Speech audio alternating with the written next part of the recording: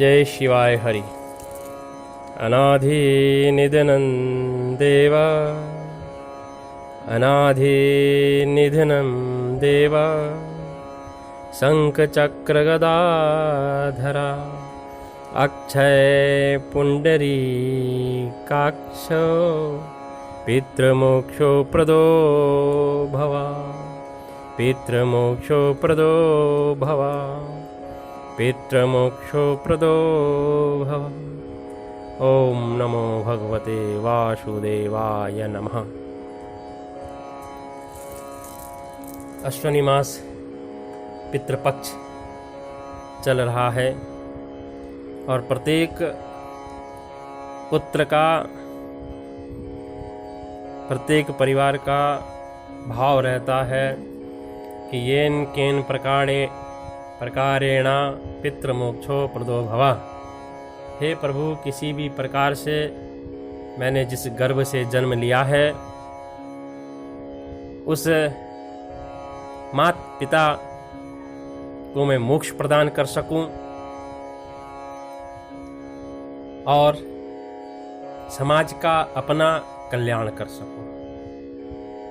जिन व्यक्तियों की मृत्यु के पश्चात 10 गात्र क्रिया नहीं हो पाती, 13वीं नहीं हो पाती, वर्षी नहीं हो पाती और पितृ तर्पण नहीं हो पाता, वो लोग अधोगति को होते हैं। एक ऋषि थे जरत्कारु। जन्म हुआ, जन्म होने के पश्चात माता पिता का स्वर्गवास हो गया। ऋषि बड़े हुए और उसके बाद उन्होंने संन्यास ले लिया। तो संन्यास का विधान है, जब हम संन्यास लेते हैं तो सबसे पहले हम स्वयं का पिंडदान कर देते हैं।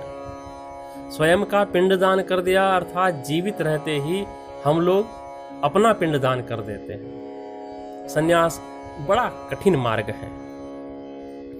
जरत्कारु ने संन्यास ले लिया और संन्यास होने के कारण अब समस्त समाज से मोह माया ये सब से दूर हो गए। एक रोज वन से निकलते हुए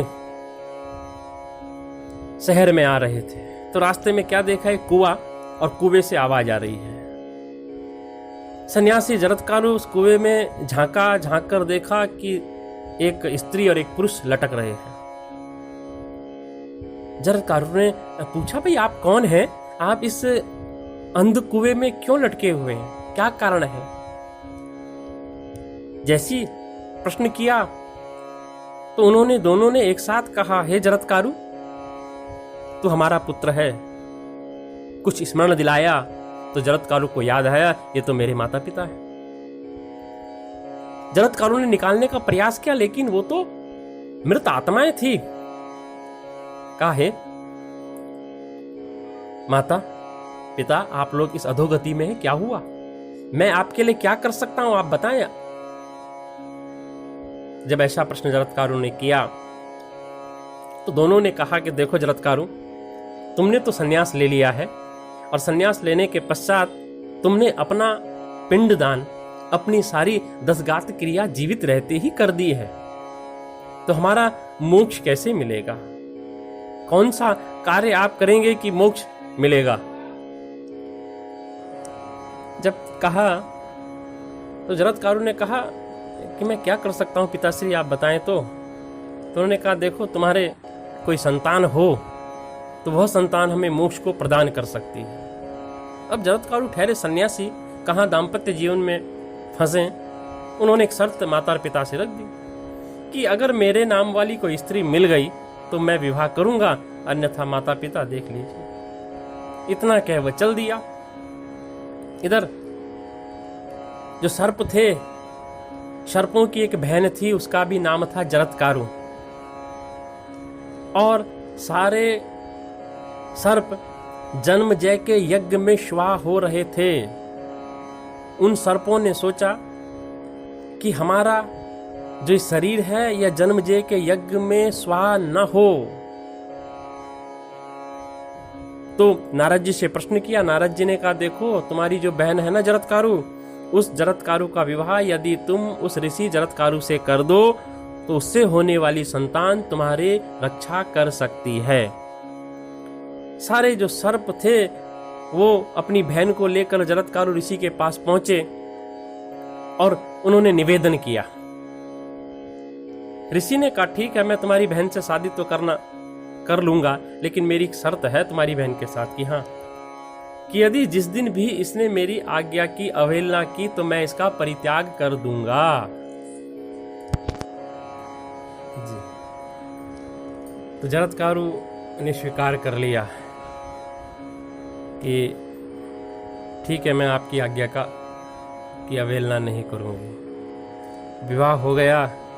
सन्यासी जरत्कारु भी चाहते थे कि मेरे पिता और माता का अधो गति में जो पड़े हैं वह पूर्ण हो, उनको गति प्राप्त हो। अब एक रोज सन्यासी जरत्कारु ने अपनी पत्नी से कहा कि देखो देवी, मैं सो रहा हूं, लेकिन मुझे जगाना मत। सो गए। अब पत्नी जरत्कारु पैर दबा रही है सन्यासी की। सोए थे। उसके बाद देखा सायंकाल होने वाला है, सूर्यदेव अस्त होने वाले हैं, चंद्रदेव उदय होने वाले हैं, त्रिसंध्या होने वाली है और ऋषि का त्रिसंध्या करने का विधान है। विचार करने लगी, यदि मैं उठाती हूँ तो उनकी आज्ञा की अवहेलना होती है और मुझे मेरा परित्याग कर देंगे। यदि नहीं उठाती तो पति धर्म का पालन नहीं हो पाता। विचार किया कि मेरा पहला धर्म पत्नी का है, मुझे पति धर्म का पालन करना चाहिए। उसने जरत्कारु ऋषि को उठाया। जैसे उन्होंने नेत्र खोले और क्रोधित हो गए कि तुमने मेरी आज्ञा की अवहेलना की, जाओ मैं तुम्हारा परित्याग करता हूं। बेचारी रोती बिलखती हुई अपने भाइयों के पास पहुंची, अपने परिवार के पास पहुंची। देखा उन्होंने कि बहन तो आ गई है। कहा क्या हुआ, सारा वृत्तांत सुनाया। सबके सब जरत्कारु को लेकर पहुंचे ऋषि के पास और सारा वृत्तांत सुनाया। तो ऋषि ने कहा ठीक है, कोई चिंता नहीं, मेरे आशीर्वाद से इसको एक संतान होगी और वही संतान आपका कल्याण करेगी। तो उसी जरत्कारु ऋषि के पुत्र हुए आस्तिक, जिन्होंने जन्मजय के यज्ञ सर्प यज्ञ को रोका। जरत्कारु ऋषि के माता पिता की 10 घात क्रिया करके उनको मोक्ष प्रदान किया। जय जय शिवाय हरि। इसीलिए कहा है कि किसी भी प्रकार से पितरों को मोक्ष की प्राप्ति करानी चाहिए। कहा है कि एक पुत्र हो जाए तो वह अपने पीढ़ियों को सद्गति प्राप्त करता है। पितृपक्ष भी चल रहा है और कृष्ण पक्ष भी है, अश्वनी मास भी है। अगर आप चाहते हैं कि हमारे पितरों को मोक्ष प्रदान हो तो इंदिरा एकादशी, यहीं पर युधिष्ठिर ने भगवान कृष्ण से प्रश्न किया था कि कथस्य प्रसादेन ममाग्रे मधुसूदनः अश्वनी कृष्ण पक्षे तु किम नाम एकादशी भवेत। अश्वनी पक्ष में कौन सी एकादशी होती है, इसका महत्व बताइए। तो जब युधिष्ठिर ने पूछा तो कृष्ण जी ने कहना शुरू किया कि हे युधिष्ठिर, यह जो एकादशी है यह पितृ मोक्षो प्रदो भवा, पितृ को मोक्ष प्रदान करने वाली है। युधिष्ठिर ने कहा प्रभु इसका सुनाइए, किसने इसको किया। तो कृष्ण कहने लगे कि हे राजन, महेशमती पुरी का राजा था इंद्रसेन। वह सब कार्य में अपनी प्रजा को खुश रखता और प्रत्येक दिन अपने राजकाज में लगा रहता। एक रोज नारद जी वहां पधारे। नारद जी का षोडश उपचार से पूजन किया इंद्रसेन ने। पूजन करने के पश्चात आसन दिया। आसन देने के पश्चात ऋषि बैठे, आवा भगत की तिलक लगाया स्वस्ति वाचन के द्वारा और भेंट प्रदान की। कहा कुछ बताइए। तो नारद जी ने पूछा, हे इंद्रसेन, आपके राज्य में सब कुशल है? कि हाँ ऋषि, सब कुशल। आपका चित्त भगवान में लगता है? कि हाँ, चित्त भी भगवान में लगता है। क्या आप अपनी प्रजा को भगवान स्वरूप मानते हैं? कि वो भी। क्या कोई ऐसा निंदनीय कार्य आपके राज्य में नहीं होता जिससे आपको दुख हो? कि नहीं ऋषि, मेरे राज्य में कोई भी निंदनीय कार्य नहीं होता, सब चारों ओर आपकी कृपा बरस रही है, सब कुछ कुशल है। धन धान्य अन्न, कोई भी निर्धन नहीं है, कोई भी भय से युक्त नहीं है, सब कुशल है। इंद्रसेन ने कहा, लेकिन ऋषि आप अपने आने का कारण बताएं। ऋषि ने कहा, हे राजन, मैं ब्रह्मलोक को गया और ब्रह्मलोक को जाने के बाद यमलोक में मेरा आगमन हुआ। मैं वहां पहुंचा, तो जब वहां पहुंचा तो यमराज की सभा लगी थी। यमराज जी ने मुझे आसन दिया। आसन देने के बाद पूजा आदि की और मेरा कुशल क्षेम पूछी। तो वहीं पर मैंने क्या देखा कि उसी यमराज की सभा में तुम्हारे पिता बैठे हुए। मैंने उनको देखकर प्रणाम किया, उन्होंने मुझे प्रणाम किया और मैंने पूछा, अरे आप यहाँ? तो उन्होंने मुझे जो बताया उसी संदेश को लेकर मैं तुम्हारे पास पहुंचा हूं। उन्होंने कहा, ऋषि, मेरे पुत्र से जाकर कह देना कि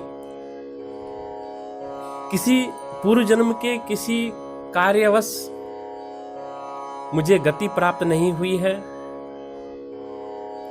और वह गति प्राप्त न होने के कारण मेरा जो शरीर है, मेरी जो आत्मा है, वो इस यमलोक में विराजमान है। अगर मेरा पुत्र यत्नपूर्वक मेरे लिए कुछ कर्म कर दे तो मुझे गति प्राप्त हो जाएगी। मैंने पूछा, क्या करना चाहिए बताओ, मैं आपके पुत्र को जाकर कहूंगा। तो उन्होंने कहा, हे ऋषि, आप कह दें कि यदि राजा इंद्रसेन अश्वनी कृष्ण पक्ष की इंदिरा एकादशी का व्रत विधि और विधान से करे तो मुझे मोक्ष मिल जाएगा। यह संदेश मैंने आपको सुना दिया। इंद्रसेन ने संदेश सुना, ऋषि के चरण पकड़े कि लेकिन अब मुझे विधि बताइए, इसकी विधि क्या है, कैसे करना चाहिए। कहा, राजन, 10वीं तिथि को प्रातःकाल स्नान ध्यान करने के पश्चात भगवान का स्मरण करना चाहिए और एकादशी के व्रत को लेने का संकल्प करना चाहिए। एकादशी के दिन जल सरोवर में स्नान करें, जल सरोवर न हो तो गंगा जल के 1 आध लोटे जल में जल मिलाएं और उससे स्नान करें। गंगा गंगा नाम का उच्चारण करें और संकल्प लें कि मैं अपने पितरों को मोक्ष की प्राप्ति हेतु यह एक इंदिरा एकादशी का व्रत कर रहा हूं। हे राजन, 27 शालिग्राम का पूजन करें, अच्छे ब्राह्मण को बुलाकर धूप दीप नैवेद्य षोडश उपचार से शालिग्राम का पूजन करें। एक पिंड बनावें, उस पिंड का भी पूजन करें, उस पर पितरों के नाम से तर्पण करें और 7 पात्र ब्राह्मणों को बुलाकर एकादशी के दिन फलाहार का भोजन करें। स्वयं भी करें और ब्राह्मण को भी फलाहार का भोजन करावें, दक्षिणा दें और यथाशक्ति छाता दान, पददान, वस्त्रदान, अन्नदान जो हो सकता है वो करें। वो जो पिंड बनाया है, जिसका संकल्प लिया था पितृ मोक्ष प्राप्ति के लिए, उसको गंगा में प्रवाहित करें। यदि गंगा नजदीक ना हो तो गौ को खिला दें। यदि गौ भी न मिले तो नदी हो, नदी भी ना हो तो उसको ऐसे स्थान पर जहां पशु पक्षी आदि खा सके।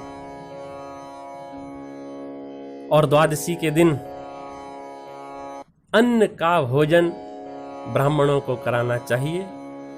यहाँ पर भी पात्र दान करें, छाया दान करें, वस्त्र दान करें, दक्षिणा दें और भगवान से निवेदन करें कि हे प्रभु, मेरे पितरों को मोक्ष प्रदान कीजिए। इसीलिए भाव से यदि वर्ष भर में एक बार आती है ये इंदिरा एकादशी, इसका व्रत यदि कर लिया जाए और पितरों की मोक्ष की प्राप्ति इस एक व्रत से हो जाती है, तो इससे बढ़िया कोई उपाय, कोई व्रत, कोई जप नहीं है। इसको भाव से करना चाहिए। इंदिरा एकादशी का व्रत किया जाए, पितरों को मोक्ष की प्रदान होगा। क्योंकि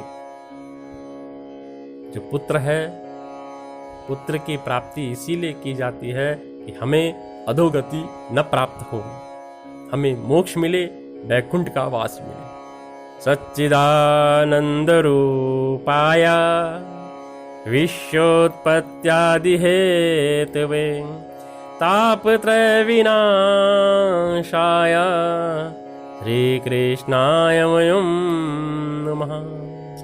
जय जय शिवाय हरि।